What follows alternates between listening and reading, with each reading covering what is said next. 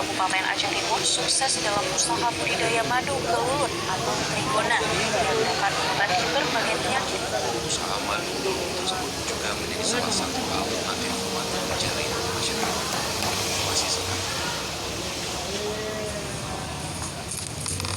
Beginilah suasana saat tim penggal inflasi daerah atau TPID Perlak melakukan peninjauan ke lahan usaha budidaya madu kelulut milik Maimun seluas 3.600 meter di Desa Blangbate, Kecamatan Perlak, Kabupaten Aceh Timur pada Minggu 21 Juli kemarin.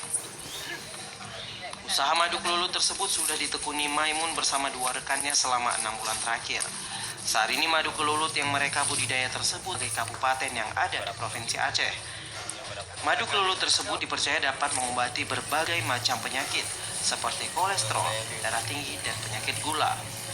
Peternak madu kelulut, Maimun, mengungkapkan bahwa sebelumnya ia diberi saran oleh teman hingga sharing di internet untuk melakukan usaha budidaya kelulut serta mencari informasi khas dari madu kelulut tersebut.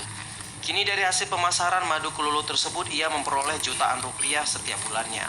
Kepala Desa Blangbate Ishak Zamzami mengatakan bahwa pihak pemerintah Gampong sangat mendukung usaha yang ditekuni oleh Maimun dengan dua rekannya tersebut. Awal mulanya pertama dari kawan dikasih saran di Julu, habis itu belum merencana untuk minat, untuk pelihara kayak ini belum ada meskipun apalah dipikir ini itu ya nggak ada penghasilan, habis itu kita pun nggak ada ngertinya.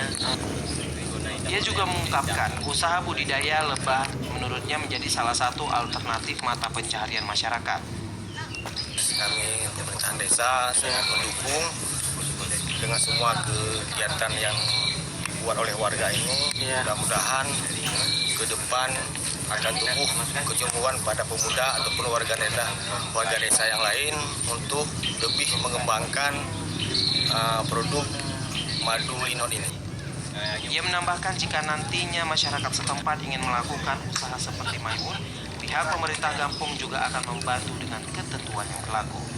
Dari Aceh Timur, Said Maulana, Tim Liputan TVRI melaporkan.